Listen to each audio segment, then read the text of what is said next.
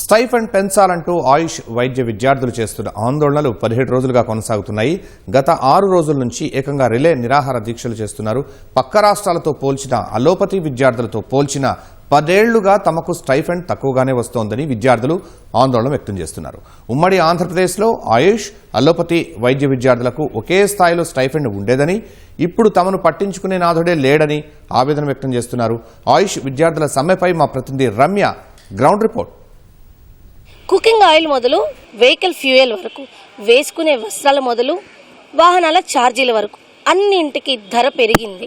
గడిచిన 10 ఏళ్లలో ఎంతో ధరల్లో వ్యత్యాసం వచ్చింది.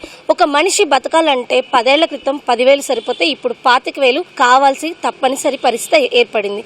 అయితే గత 10 ఏళ్లుగా తమ స్టైఫండ్ల విషయంలో మాత్రం ఎలాంటి మార్పు లేదు, పెంపుదల లేదు. మరీ ముఖ్యంగా అలోపతి వైద్యులతో పోలిస్తే కనీసం 50% స్టైఫండ్ తమకి రావడం లేదు అంటూ ఆందోళన బాట పట్టి సమ్మె చేపట్టినటువంటి ఆయుష్ వైద్య విద్యార్థుల సమ్మె ఈ రోజుకి 17వ రోజు. 17 రోజులుగా వాళ్ళు ఆ ఉద్యమాన్ని కొనసాగిస్తూనే ఉన్నారు. న్యాయబద్ధంగా అంటే తాము ఏదైతే సేవ చేస్తున్నామో తమ సర్వీస్ కి తగ్గటువంటి స్టైఫండ్ అందించాలని డిమాండ్ చేస్తూ 17 రోజుల నుంచి విధులు బహిష్కరించి సమ్మె నిర్వహిస్తున్నారు. మరీ ముఖ్యంగా 6 రోజుల నుంచి రిలే నిరాహార దీక్షలు సైతం చేపడుతున్నారు. రాష్ట్ర వ్యాప్తంగా ఉన్నటువంటి 5 ఆయుష్ విభాగంలోని కళాశాలకు సంబంధించినటువంటి విద్యార్థులంతా కూడా సమ్మెలో భాగమయ్యారు. వాళ్ళంతా కూడా రిలే నిరాహార దీక్షల్లో భాగస్వాములు అవుతున్నారు.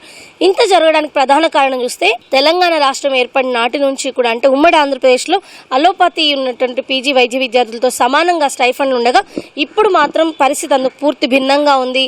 ఆ తర్వాత స్టైఫండ్ల విషయంలో ఎలాంటి మార్పు రాలేదని చెప్పి వాళ్ళు ఆరోపిస్తున్నారు. ప్రస్తుతం విద్యార్థులు మనతో ఉన్నారు, వాళ్ళని అడుగుదాం అసలు.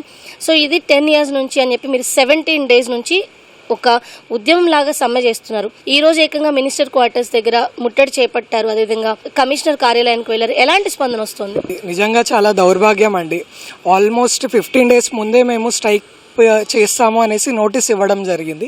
అయినా కూడా గవర్నమెంట్ నుంచి ఏది పాజిటివ్ గా రెస్పాన్స్ రాలేదు. ఆల్మోస్ట్ 10 days మేము పీస్ఫుల్ గా స్ట్రైక్ చేసాము, బ్లాక్ రిబన్ స్ట్రైక్ చేసాము. 10th day ధర్నా చౌక్ లో మేము వెళ్ళి ధర్నా చేయడం జరిగింది. ఇదే తెల్ల కోట్లు వేసుకొని మేము రోడ్ల పైన కూర్చొని ధర్నా చేయడం జరిగింది. అది నిజంగా చాలా బాధాకరమైన విషయం. మళ్ళీ గత 5 రోజులుగా మేము ఇక్కడ రిలే హంగర్ స్ట్రైక్ లో ఉన్నాము. అయినప్పటికీ గవర్నమెంట్ అనేది మా దగ్గరికి రావట్లేదు, మాకు రెస్పాన్స్ ఇవ్వట్లేదు. మా సమస్యని అసలు ఎవరు పట్టించుకోవట్లేరు. మేము తెలంగాణ బిడ్డలం కాదా? తెలంగాణ ప్రాంతంలో అందరికీ జస్టిస్ జరగాలనే కదా ఉద్యమం చేసి మరి మేము తెలంగాణ తెచ్చుకున్నాము. ఈ రోజు ఆంధ్రప్రదేశ్ లో కరెక్ట్ గా స్టైఫండ్ పడుతుంది వాళ్ళకి, ఆయుష్ వాళ్ళకి. మరి తెలంగాణలో పోరాడి తెచ్చుకున్న తెలంగాణ మనము ఈ రోజు ఎందుకు గవర్నమెంట్ అనేది మమ్మల్ని కన్సిడర్ చేయట్లేదో మాకు అర్థం అవ్వట్లేదు. పోరాడి తెచ్చుకున్న తెలంగాణలో స్టైఫండ్ల కోసం మరోమారు పోరాడాల్సి వస్తుందనేది ఇక్కడ విద్యార్థులు చెప్తున్నట్టు మాట. ఇక్కడ అమ్మాయిలు మనం చూస్తున్నాం. ఈ రోజు రిలే హంగర్ స్ట్రైక్ లో వీళ్ళు భాగమయ్యారు. వీళ్ళని అడుగుదమ్మా, మీరు ఈ రోజు రిలే హంగర్ స్ట్రైక్ లో పార్ట్ అయ్యారని నేను ఈ 15 days లో చూస్తే అంటే లాస్ట్ ఒక 6 days నుంచి మీ మెంబర్స్ అందరూ కూడా రిలే హంగర్ స్ట్రైక్ లో పార్టిసిపేట్ చేస్తున్నారు. ప్రధానంగా మీ డిమాండ్ కి సంబంధించి గవర్నమెంట్ విషయంలో మీరేమంటారు? ఒకప్పుడు బట్టి విక్రమార్క అప్పుడు వాళ్ళు అపోజిషన్లో ఉన్నప్పుడు అతను చెప్పిన మాటలే ఇవి. అప్పుడు అతను హోమియోపతి, యునాని, ఆయుష్ లో పనిచేసేటువంటి చదువుకునేటువంటి విద్యార్థులకు కూడా ఆన్ పార్ అలోపతి స్టూడెంట్స్ కి ఇచ్చినట్టుగా స్టైఫండ్ ఇచ్చేటట్టుగా ప్రభుత్వం చర్యలు తీసుకోవాల్సిందిగా నేను విజ్ఞప్తి చేస్తా ఉన్నాను. 2016 నుంచి ఇట్లాగే ఉంది అని అతను కూడా చెప్పాడు. 2023లో అతను మాట్లాడిన ఇది అపోజిషన్ లో ఉన్నప్పుడు బాగానే పాయింట్ రేస్ చేసినారు. ఇప్పుడు వాళ్ళదే గవర్నమెంట్, కానీ ఇన్ని చూస్తూ కూడా ఇన్ని రోజులైనా కూడా మాకు ఎలాంటి రెస్పాన్స్ ఇవ్వట్లేదు, ఎలాంటి అంటే ముందుకు వచ్చే హెల్ప్ చేయట్లేదు.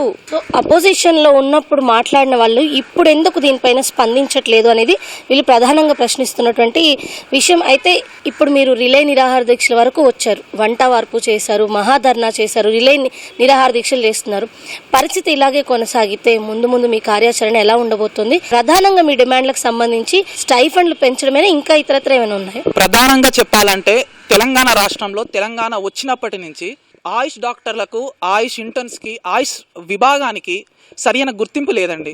అసలు చాలా చిన్న చూపు చూస్తున్నారు. దానికి లైవ్ ఎగ్జాంపుల్ మా స్టైఫండ్. లేకపోతే 5.5 సంవత్సరాలు నీట్ రాసి, అందరితో పాటు నీట్ రాసి 5.5 సంవత్సరాలు మేము ఇక్కడ చదివి గవర్నమెంట్కే సర్వీస్ చేస్తుంటే 13,000 ఒక ఇంటర్న్కి ఇవ్వడం అనేది చాలా బాధాకరం. నేను 5.5 సంవత్సరాలు చదివి ఇంకా గవర్నమెంట్కే సర్వీస్ చేస్తున్నాం. మాకు పెరిఫెరల్స్ బయట సర్వీస్ ఉంటుంది, మా దగ్గర సర్వీస్ ఉంటుంది. ఇంత గవర్నమెంట్కి సర్వీస్ చేస్తున్నాం. NCISM ప్రకారంగా మేము పొద్దున 8 గంటల నుంచి సాయంత్రం 5 గంటల వరకు యాజ్ పర్ అలోపతి వాళ్ళ లాగానే ఆ టైమింగ్స్ తోటే వర్క్ కూడా అలానే ఉంటుంది. నైట్ డ్యూటీస్ ఉంటాయి, ఈవినింగ్ డ్యూటీస్ ఉంటాయి. ఇంత వర్క్ చేస్తున్నా గానీ మాకు స్టైఫండ్ 13,000 మాత్రమే వస్తుంది. ఇది మా ప్రధాన డిమాండ్. ఆన్ పార్ అలోపతి మాకు రావాలని ప్రధాన డిమాండ్. మా మెయిన్ డిమాండ్ ఇదే కోరుకుంటాం. మాకు ఎటువంటి పాలిటిక్స్ మాకు సంబంధం లేదు. మేము ఇంతకుముందు లాస్ట్ టైం 2 years బ్యాక్ చేసినప్పుడు కూడా మేము బట్టి వారిని అడిగాము. ఇప్పుడు అడిగే మా డిమాండ్, ప్రధాన డిమాండ్ ఆన్ పార్ అలోపతి చేయాలి. చేసేంత వరకు మేము ఇలానే ఉంటాము. ఒకవేళ అవ్వకపోతే మేము రోడ్ ఎక్కడానికి రెడీగా ఉన్నాం. సో ఇది ఏదైతే అలోపతితో కంపేర్ చేస్తే తమకి స్టైఫండ్లు తక్కువ ఉన్నాయి. 2016కి ముందు అలోపతితో పాటు సమానంగా ఉన్నాయి. కాబట్టి ఇప్పుడు మళ్ళీ స్టైఫండ్లను పెంచి అలోపతితో సమానంగా, అలోపతి స్టూడెంట్స్ ఎవరైతే ఉన్నారో వాళ్ళతో సమానంగా స్టైఫండ్లు అందించేంత వరకు ఈ ఉద్యమాన్ని వెనక్కి తగ్గేది లేదు అని చెప్పి సమ్మె కొనసాగిస్తామని, అవసరమైతే రోడ్డెక్కేందుకు కూడా సిద్ధంగా ఉన్నామని చెప్పేసి వైద్య విద్యార్థులు చెప్తున్నారు. కెమెరా పర్సన్ రమణ మహేష్తో రమ్య, ఈటీవీ న్యూస్, హైదరాబాద్.